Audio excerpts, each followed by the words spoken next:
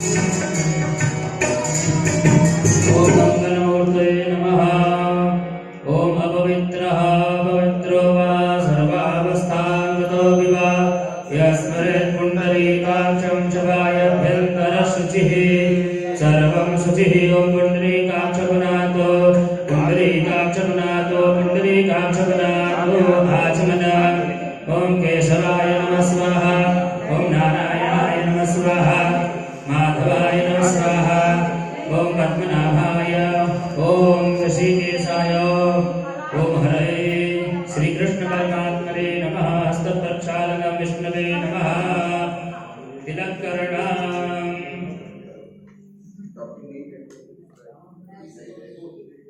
ओम विनायकं गुरुं भानुं ब्रह्म विष्णु महेश्वरान् सरस्वतीं प्रणम्य आदौ सर्वकामार्थसिद्धये नमो देव्यै महादेव्यै शिवाय सर्वं नमः। नमः प्रकृते भद्राय नियताः प्रणतास्मदां गणेशाम्बिकाभ्यां नमः। ध्यायामि सकलभूषणार्थे गन्धाक्षतपुष्पाणि समर्पयामि। ॐ पावकानः सरस्वती पाजे भिर्वाजिनीवते जज्ञं वष्टुधिया वसुः भगवते सरस्वत्यै नमः। नारायणं नमस्कृत्य नरं चैव नरोत्तमं देवीं सरस्वतीं व्यासं ततो जयमुदीरयेत्। कृष्णाय वासुदेवाय हरे परमात्मने प्रणतक्लेशनाशाय गोविन्दाय नमो नमः। भागवत ग्रन्थाधिष्ठातृ श्रीकृष्णाय नमः। ध्यायामि गन्धाक्षपुष्पाणि समर्पयामि। विलेपनार्थे गन्धानुलेपनं समर्पयामि। अक्षतान् समर्पयामि। पुष्पां पुष्पमालिकाम् ओम माल्यादीनि सुगन्धीनि मालत्यादीनि वै प्रभो मया हृतानि पुष्पाणि। पुष्पां कुसुमालिकां समर्पयामि। तुलसी पत्रमेधां विष्णुर्विचक्रमे त्रेधानि दधे समूढमस्य वामुसुरे स्वाहा। तुलसी पत्रं समर्पयामि। धूपो दीपः सूर्यो अजायत श्रोत्राद्वायुश्च प्राणशमुखादग्निरजायत। साजन्सवर्ति संयुक्तं वह्निनायोजितं मया दीपं गृहाणदेवे सोत्रैलोक्यं दिव्यनापं भक्त्या दीपं प्रयच्छामि देवाय। त्राहि मां निरयाद्घोरादीपज्योतिर्नमोऽस्तु ते। धूपदीपान्ते हस्तौ रक्षादि नैवेद्यं पुरतो निधाय। ओम अन्नपदेन्दस्य नो देज्य नमेवस्य सुग्रीणः प्रप्रदातारन्तारिक ऊर्जन्नो देहि द्विपदे चातुर्पदे नैवेद्यं निवेदयामि। सत्यन्तवर्तेन वशिञ्चयामि। ओम प्राणाय स्वाहा। ओम अपानाय स्वाहा। ओम व्यानाय स्वाहा। ओम उदानाय स्वाहा। ओम समानाय स्वाहा। मध्ये मध्ये पानीमुद्रावोष्णमस्तप्रक्षालनार्थे मुखप्रक्षालनार्थे जलं समर्पयामि। गन्धानुलेपनमृतकालोद्भवफलानि ताम्बूलपत्रं कृतायाः पूजाया साद्गुण्यार्थे धर्मदक्षिणां समर्पयामि। प्रार्थयेत सच्चिदानन्दरूपाय विश्वोत्पत्त्यादिहेतवे तापत्रयविनाशाय श्रीकृष्णाय वयं नमः। भागवत ग्रन्थाधिष्ठातृ श्रीकृष्णाय नमः। प्रार्थनापूर्वक नमस्कारान् समर्पयामि। हस्ते जलमादाय अनया पूजया भागवत ग्रन्थाधिष्ठातृ श्रीकृष्णः प्रीयतां नमः। श्रीकृष्णार्पणमस्तु। सद्गुरु पूजनाम्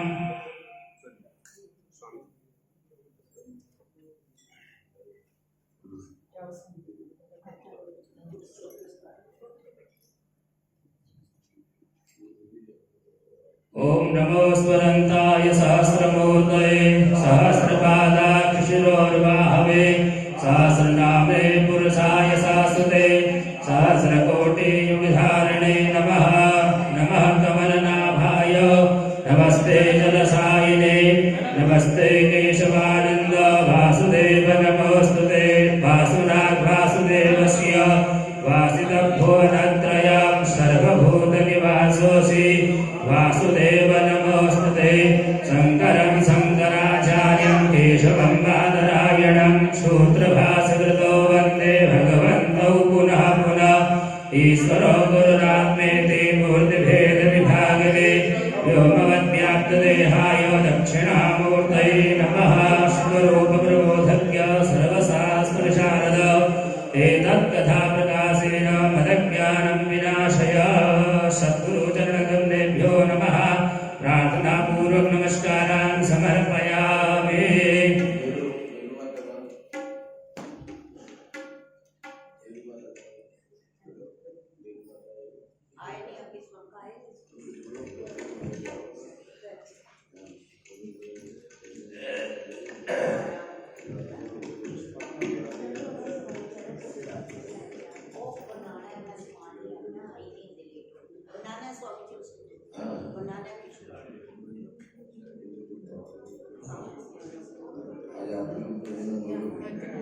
प्रसंग के अनुसार छोड़ देंगे। ठीक है।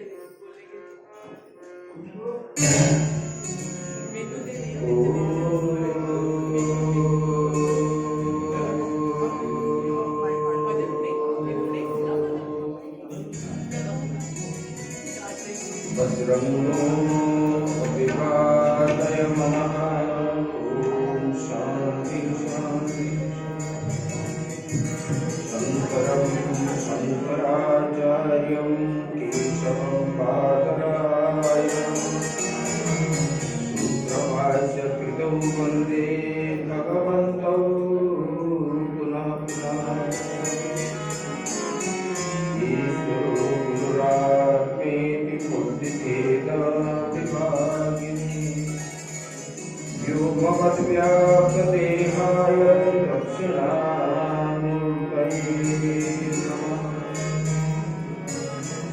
गुरुर्ब्रह्मा गुरुर्विष्णु गुरुदेवो महेश्वरः गुरुसाक्षात् परं ब्रह्म तस्मै श्री गुरवे नमः। शान्ताकारं भुजगशयनं पद्मनाभं सुरेशं विश्वाधारं गगनसदृशं मेघवर्णं सुमानन्दं लक्ष्मीकान्तं कमलनयनं दुर्गेर्विज्ञानगम्यं वन्दे विष्णुं भवभयहरं सर्वलोकैकनाथं। नारायणं नमस्कृत्य नरं चैव नरोत्तमं देवीं सरस्वतीं व्यासं ततो जयमुदीरये। करोति वाचालं पङ्गुं लङ्घयते गिरिं यत्कृपातमहं वन्दे परमानन्दमाधवं। सच्चिदानन्दरूपाय विश्वोत्पत्त्यादिहेतवे तापत्रयविनाशाय श्रीकृष्णाय वयं नमः।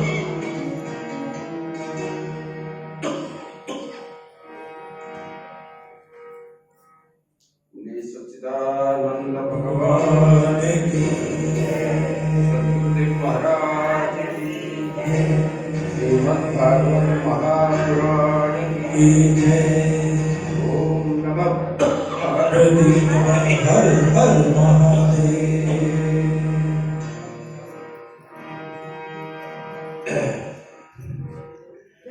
गोविंद बोलो हरि गोपाल बोलो।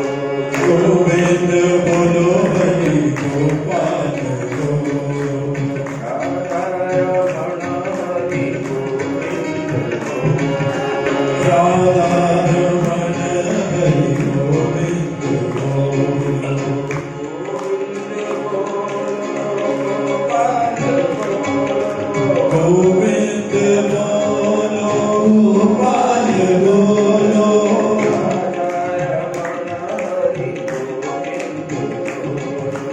राधा रमण हरि गोविंद बोलो। गोविंद बोलो हरि गोपाल बोलो। गोविंद बोलो हरि गोपाल बोलो।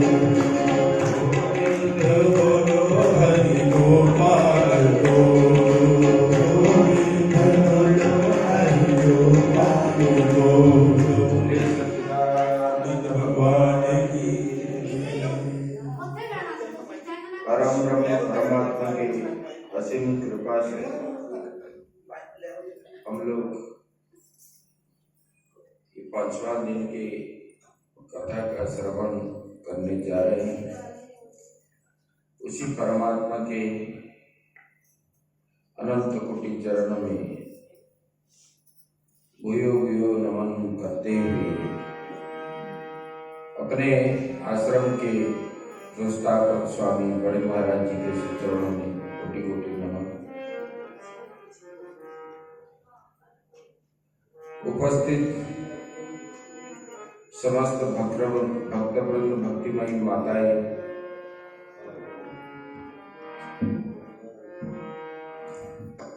तो भगवान का प्राकट्य का हम कल श्रवण कर रहे थे। जब भगवान अवतार लेते हैं तो आनंद ही आनंद है, क्योंकि ये आनंद स्वरूप है परमात्मा। पहला श्लोक में ही बताया गया, वेद में भी आया है।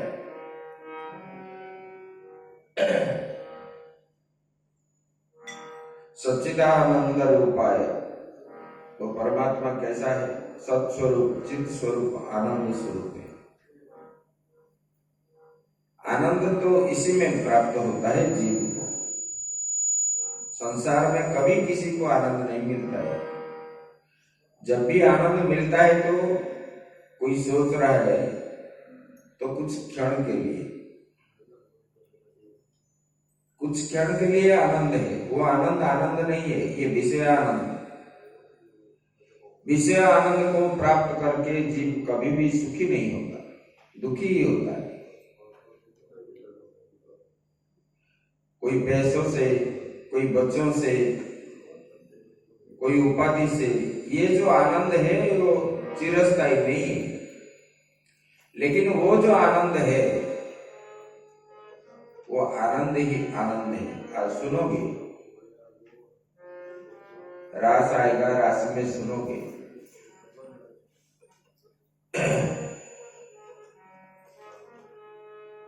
तो अभी वसुदेव जी ने भगवान का स्तुति की, बोले कि भगवान आप मेरे घर में प्राकट्य हुए हो और आप, मैं तो पहचान गया आपको, आप और दूसरा कोई नहीं है। सबके दुख हरण के लिए ही आप यहाँ मेरे घर आप प्राकट्य हुए हो। इधर तो भगवान को श्रेष्ठ मानते हैं, फिर भी जो है माँ बाप के मन में इतना मोह आ जाता है, वो बोलते हैं कि भगवान मेरे इस बच्चे को जीवन दान अगर दे दें, ये जीते रहेगा। तो बंदी गृह में वो बोलते हैं मैं 1 लाख गौ जो है सुसज्जित करके पंडितों को इधर से निकलने के बाद में दान करूंगा। जीव जो है जब वो अपने ऊपर लेता है तो तब दुख आता है। देवकी जी ने भी भगवान को स्तुति करने लगे और फिर भगवान ने बोले, जब ये लोग बोलने लगे कि भगवान आपको रक्षा करने की क्षमता हमारे पास नहीं है, अपने को आप ही रक्षा करें भगवान। तो भगवान ने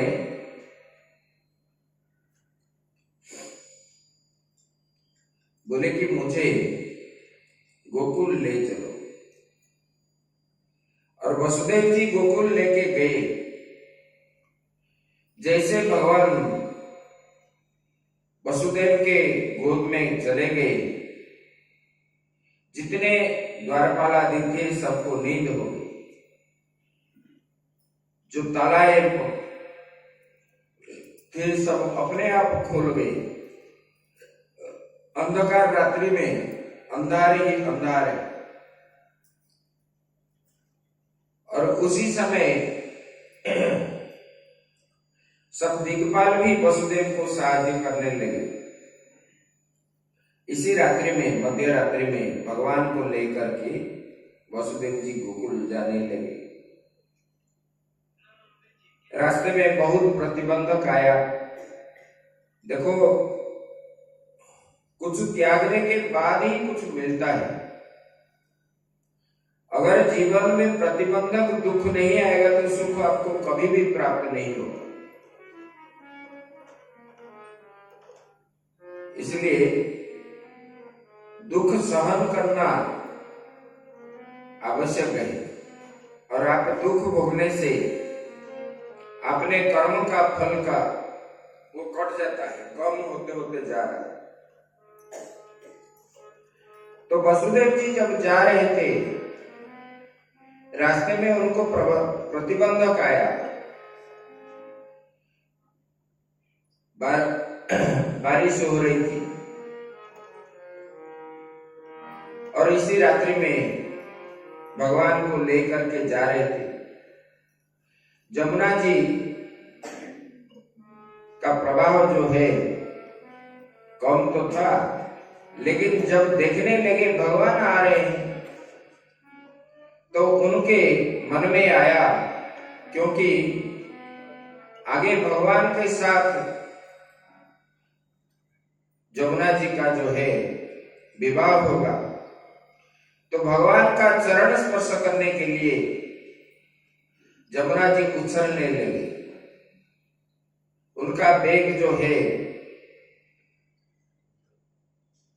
बढ़ते जा रहा है और भगवान के चरण स्पर्श करने के लिए वो बढ़ते गए, वसुदेव जी के नाक तक पहुंच गए। और भगवान ने जानबूझकर अपना पैरों स्पर्श कर दिए तो तुरंत ही पानी कम हो गया और वसुदेव जी के घुटने तक पानी आ गया। देखो भगवान का कैसा ही। उसके बाद फिर बारिश जब हुई, भगवान के ऊपर खुले आकाश में भगवान जा रहे थे।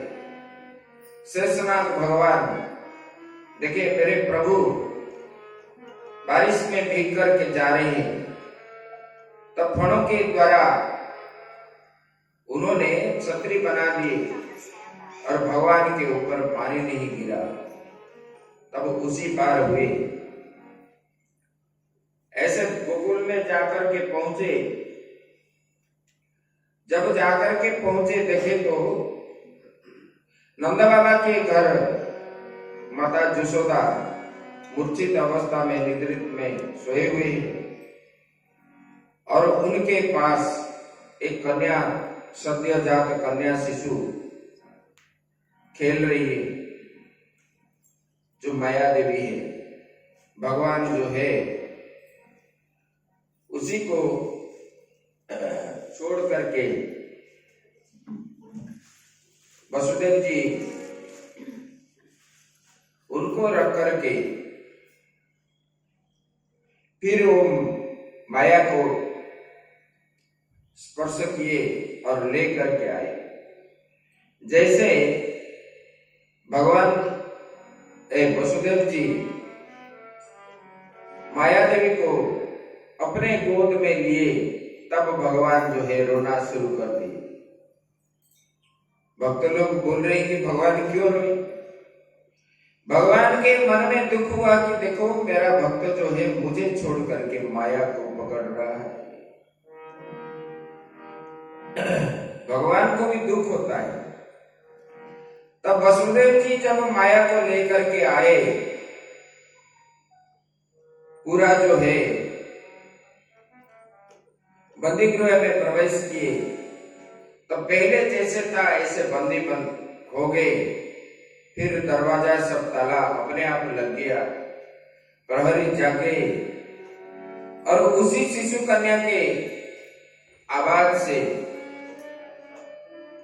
सारा बंदी गृह जो है प्रकंपित होने लगा। तब दौड़ते दौड़ते प्रहरी जाकर के बोलने लगे कंस को। कंस भी नहीं सोया था, क्योंकि गर्भ जब किसी को मृत्यु का भय है ना, वो जानता था कि ये देवकी का 8वां गर्भ जो है, आकाशवाणी सर सुना था, तो मेरा मृत्यु का कारण है। तब जो है कंस को कई दिनों से नींद नहीं है, वो सपना देख रहा है, विभिन्न प्रकार के सपना देख रहा है कि उसके गले में कोई बैठा है, कोई उसको तलवार लेकर के मार रहा है, और उन्होंने दक्षिण दिशा के और जो है गधे के ऊपर बैठ करके जा रहा है। ये सब देखने से यह अशुभ संकेत माना गया है। और उनको लग रहा था कि भगवान का प्रतिच्छवि जो है उनके पीछे पीछे घूम रहा है। वो जागते, सोते, खाते, पीते, कहीं भी जो है वो भगवान का स्वरूप को ही देख रहा। इसलिए तो अक्रूर जी बोले उद्धव जी को, विदुर जी जब पूछे वृंदावन में भेंट हुई, तब उद्धव जी बताए, बोले कि देखो विदुर जी, भगवान कितना दयावान है। अहो बकीयं स्तनकालकूटं जिह्वाशयापाययदप्यसा लेभे गतिं धातृचितं ततोऽन्यं कंवादयातुं शरणं व्रजेम। भगवान से और दयावान संसार में कोई है ही नहीं। बोले क्यों? बोले कि भगवान को जो मारने के लिए आए, भगवान उनका शत्रु नहीं बने, उनको तो मुक्ति देगी। देखो पुतना मारने के लिए आई, उनको मां के स्थान दे दी। कंस मारने के लिए आया, उनको भी कितने जन्म से वो राक्षस, पहले जन्म में वो काल में भी राक्षस था, उनको भी पता था कि ये भगवान है, इनके हाथ में मरूंगा। बोला कि अगर इसी जन्म में मैं मरूंगा नहीं भगवान के हाथ, तो मुझे राक्षस योनि से मुक्ति नहीं मिलेगी। तब तो भगवान से विरोधी कर रहा।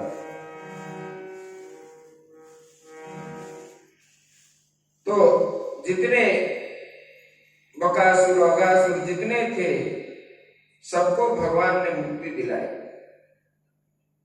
इससे और क्या है? भगवान से दयावान और सबको हित चिंता करने वाले वही परमात्मा ही है, उसके अलावा और कोई नहीं।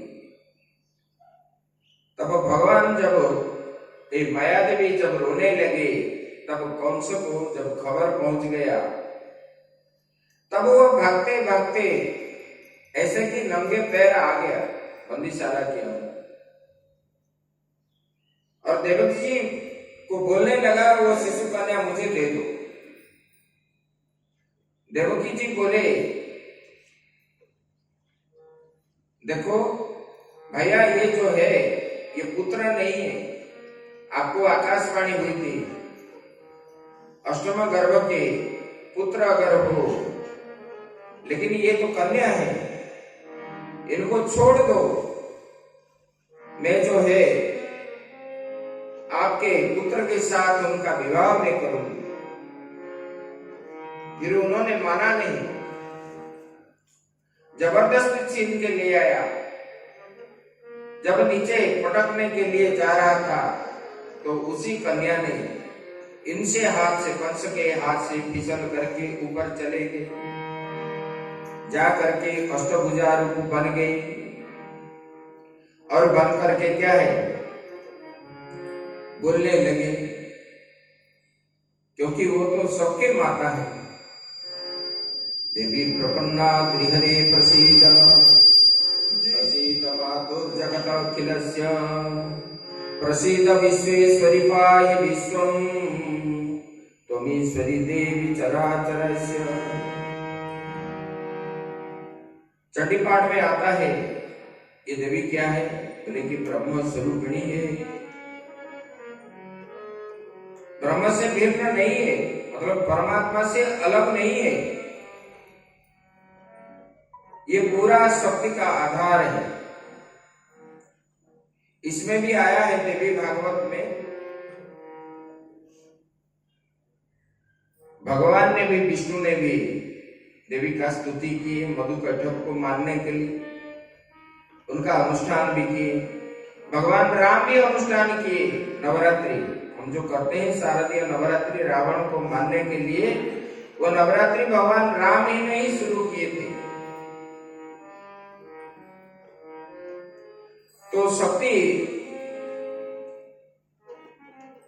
बल बुद्धि विद्या शक्ति प्रदान करने वाले वही माँ है, सबकी माँ है। और उन्होंने जब आकाश में चले गए अष्टभुजा रूप में, बोले कि रे कंस तू मुझे क्यों मार रहे हैं? अगर ये निष्पाप बालक को आप मारोगे तो आपका पतन जल्दी ही जल्दी होने वाला है। और जो है तुझे मारने वाला जो अन्यत्र कहीं जन्म ले चुका है। और भगवान ने बोले कि देवी तुम जाओ और विंध्यवासिनी के रूप में आप हर गांव में पूजन करोगे।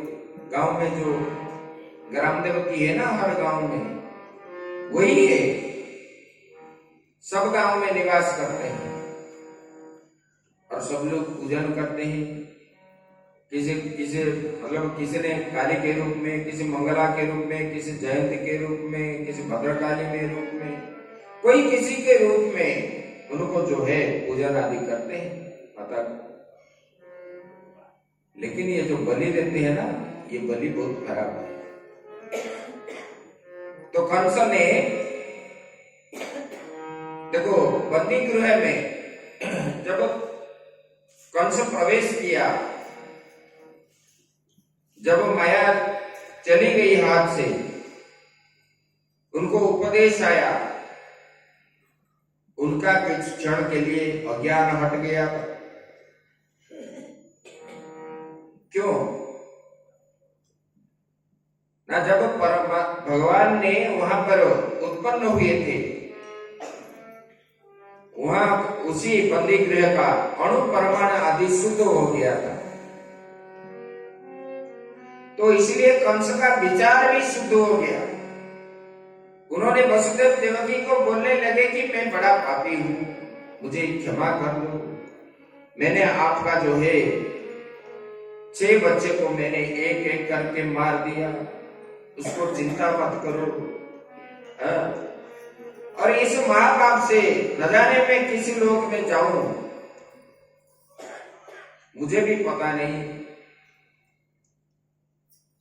इस लोक का कर्म फल जो है हमको परलोक में भोगना पड़ता है। जब जीव जाता है तो इसी लोक से दूसरे लोक में वो जाता है, शरीर यही रहता है। लेकिन जिसके द्वारा हम अनुभव करते हैं वो पाप ले करके पाप पुण्य आदि हो जाता है। सूक्ष्म शरीर कारण शरीर जाता है। इसलिए बोला कि देखो मैंने तो बहुत कुकर्म किया ऐसे ऐसे, मुझे कौन सी जोनी में जाना पड़ेगा मुझे तो मालूम नहीं है। बोले कि जो भाग्य में लिखा था वो हो गया। और संसार में प्राणी मानुषो यतः सर्व स्वकृतं विन्दते वशः। बोले कि देखो जो मनुष्य जन्म होता है अपना कर्म के बस पर वो जन्म होता है। इसलिए इसमें मेरा भी दोष नहीं है, वो लोग जो मरे उनका भी कोई दोष नहीं है। ऐसे बोलने लगे। और फिर फिर उन्होंने वसुदेव देवकी के साथ चला गया और वसुदेव देवकी अपने अपने घर चले गए।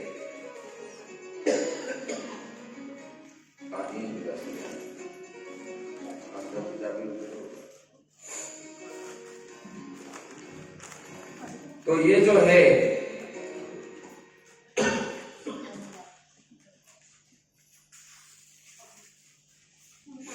भगवान जो है कंस देवकी और वसुदेव को अपने मुक्ति बना दिया और खुद गया, सोने लगा। जब प्रातः हुआ तो अपने मित्रों के साथ इकट्ठा हो गए। उतना तृणावर्त, षडासुर, अघासुर ये सब इकट्ठा हो गए और रात्रि का समस्त वृत्तांत बोलने लगे। बोले कि देखो ये जो है, अरे ये सब बाद में करोगे, आप लोग ऐसे करते हो ना, डिस्टर्ब होता है। उधर क्यों रखे, ये बाद में रखोगे।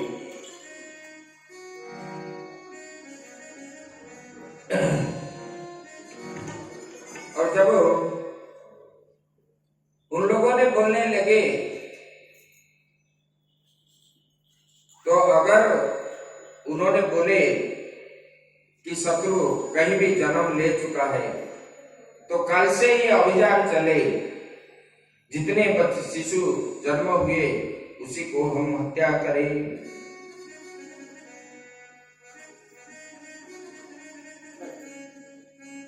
तब जो है वहां शिशुओं को मारने के लिए अभियान उनका शुरू हो गया। उसके इधर जो है नंद बाबा के घर आनंद है। नंद घर आनंद भयो जय कन्हैया लाल की।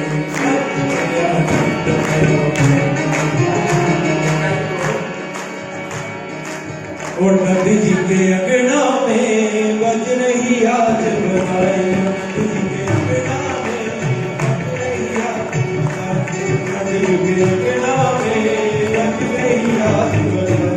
नंद जी के अंगना में बज रही आज बधाई। सौ सौ बार बधाई लोगों, सौ सौ बार बधाई लोगों, लाखों बार बधाई। नंद जी के अंगना में बज रही आज बधाई। अरे वो माइक वाला कहाँ गया? बज रही आज बधाई। माइक वाला को बुलाओ। मिंटू जी, बोलो। चमत्कार सा हुआ है लोगों, हो गई बात निराली। चमत्कार सा हुआ है लोगों, बन गई नात निराली। रातों रात में नंद बाबा की, रातों रात में नंद बाबा की ताड़ी हो गई काली। नंद जी के अंगना में बजे आज बधाई। नंद जी के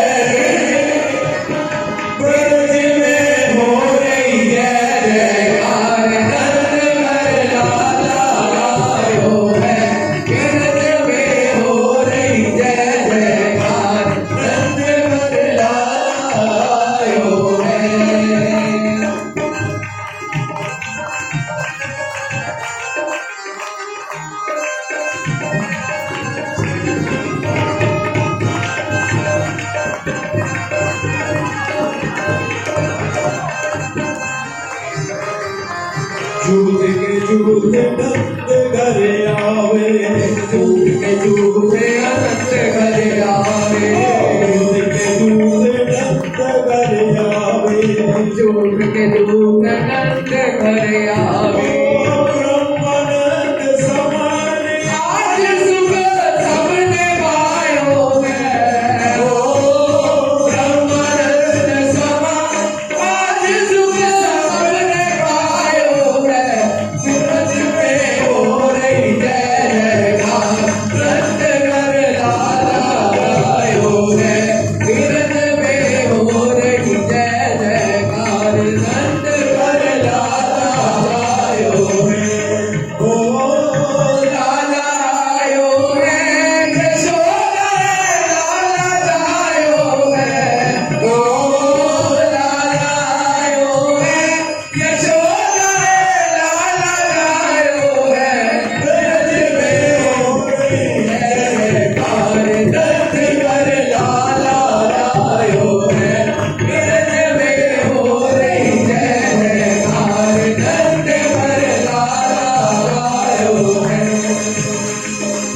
दीदी ने घोड़ा दीने और दिन पाल के, ओ नंद के आनंद में, ओ नंद के आनंद में, ओ नैया लाल की। ओ हाथी दीने घोड़ा दीने, ओ हाथी दीने घोड़ा दीने, ओ हाथी दीने घोड़ा दीने, ओ नंद के आनंद में, ओ नैया लाल की। ओ जय कन्हैया लाल की,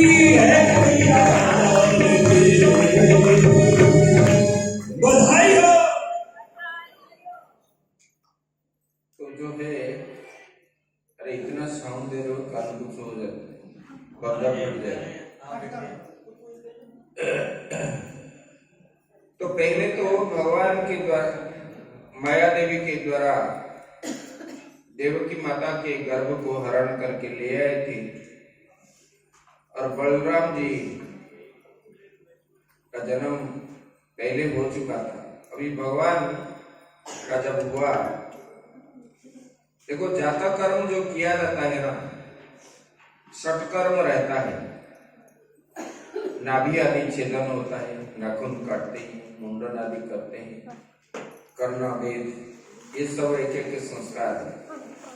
कालेन स्नान शौचाभ्याम संस्कार तपस्ते जया, शुद्धं कीलाय संतुष्ट्या प्रज्ञानात्मा समुद्रया। बोले कि ये काल का सुदुख जो होता है, भूमि आदि काल, भूमि भी रात्रि में अशुद्ध होती है।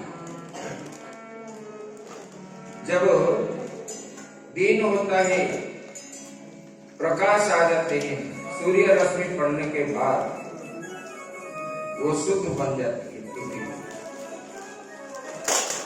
बोले कि स्नान के द्वारा देह की शुद्धि होती है, और शौच प्रक्षालन से वस्त्रादि का वस्त्र पवित्र होता है धोने के बाद। बोले कि ये तपस से इंद्रिया का जो है शुद्ध होते हैं, अपने मन बुद्धि इत्यादि जो है तपस्या से शुद्ध होते हैं। बोले कि नंद बाबा वहां पर अपने इच्छा से, देखो जहां पर स्वयं भगवान है, लक्ष्मी जी अपने आप प्रकट हो जाते हैं, बुलाना नहीं पड़ता। जब लक्ष्मी जी है तो धन की कभी कमी नहीं। तो उनके पहाड़ सदृश जो है, सोना चांदी हीरा नीला मोती माणिक, और उन्होंने पंडितों को बोलने लगे जो अपने इच्छा से जितना ले जाओ, कोई पूछना नहीं है। बोले कि भंडार सब खोल दिए नंद बाबा ने, और अपने इच्छा से लेने लगे। और उधर ग्वालिन सब लेके आए, दही दूध पंचामृत से लेकर के और भगवान को स्नान करने लगे। जैसे अभी आप गीत गा रहे तो नंद घर आनंद भयो जय कन्हैया लाल। और वो ग्वालिनों ने भगवान को स्नान शौच करने के बाद फिर अपने अपने शरीर में भी उन्होंने, जैसे हम लोग होली खेलते इसी प्रकार एक दूसरे पर लगाने गए और नाचते गए भगवान। क्योंकि ये जो ग्वालिन है ये पहले जन्म में भगवान राम जब अवतार लिए थे, सीता जी को जब विवाह किए उसी समय ये अपने को भगवान में समर्पण कर दिए थे। बोले कि ये भगवान आप हमारा पति बने। भगवान ने बोले कि हम तो इसी जन्म में एक पत्नी व्रता धर्म मैंने पालन किया हूं, लेकिन अगले जन्म में मैं आप लोगों को पत्नी के रूप में मैं स्वीकार करूंगा। तब जो है ये ग्वालिन के प्रति ये जो है कोई साधारण नहीं है, ये सब तपस्वी है। ऋषि मुनि साधु संत ये जो है इन लोगों ने तपस्या की अनेक जन्म तक भगवान को प्राप्ति की इच्छा से, तब ये से ग्वालिन होकर के वहां पर प्रकट हुए। नंद बाबा इसके बीच सोचने लगे, क्योंकि कंस जो है राजा है और मेरे घर पुत्र हुआ है, अगर मैंने वार्षिक कर जो राजा को दिया जाता है वो अगर नहीं दूं तो वो फिर अत्याचार करने लगेगा। तब उन्होंने सबको व्यवस्था करके जितना वार्षिक कर है उसको लेकर के नंद बाबा मथुरा गए और कंस के पास पहुंच गए। कंस ने बोलने लगा, आओ आओ नंद बाबा, आपको बधाई हो, आपके घर में पुत्र संतान उत्पन्न हुआ है। तब नंद बाबा जो है बहुत आनंदित तो भी हो गए और वृद्धावस्था में उनको पुत्र प्राप्त हुआ है। इनके घर में कोई संतान नहीं थे। तब जो है वहां पर रुके और उनको देने के बाद फिर आकर के वसुदेव जी से मिले। आपस में नंद बाबा और वसुदेव जी बहुत बड़े मित्र थे पहले से ही। वसुदेव जी को बोलने लगे, बोले कि आप कितने दुखी हो, आप बंदीशाला में रहे और आपके एक एक करके 6 पुत्र को ये राक्षस ने मार दिया, कितना दुखी हो आप। वसुदेव जी बोलने लगे, नंद बाबा आप इतनों दिनों के बाद आपके घर में संतान आया है और मथुरा का जो समाचार है उन्होंने सुनाए और बोले कि आप जल्दी चले जाओ। तब जो है वसुदेव की बात सुन करके नंद बाबा चलने लगे। नंदपति वचः शैरैर नमृषेति चिन्तयन् हरिं जगाम शरणः उत्पातागम संकितः। नंद जी जो है वसुदेव के वचन पर विश्वास करे, उत्पातों का जो आशंका, भगवान का ही ध्यान करते हुए गोकुल चले गए। देखो भक्त जो होता है ना अपने ऊपर कभी नहीं लेता, जब जानता है कि कभी दुख आने वाला है वो भगवान के ऊपर ही छोड़ देता है, तो भगवान ही सब करेंगे। नंद बाबा भी ऐसे जब सुनने लगे इस प्रकार है तो बोले कि शरण न मृष्यते विचिन्तयन् हरिं जगाम बोले कि हरि के शरण ही में जाओ, बोले कि वही रखने वाले हैं।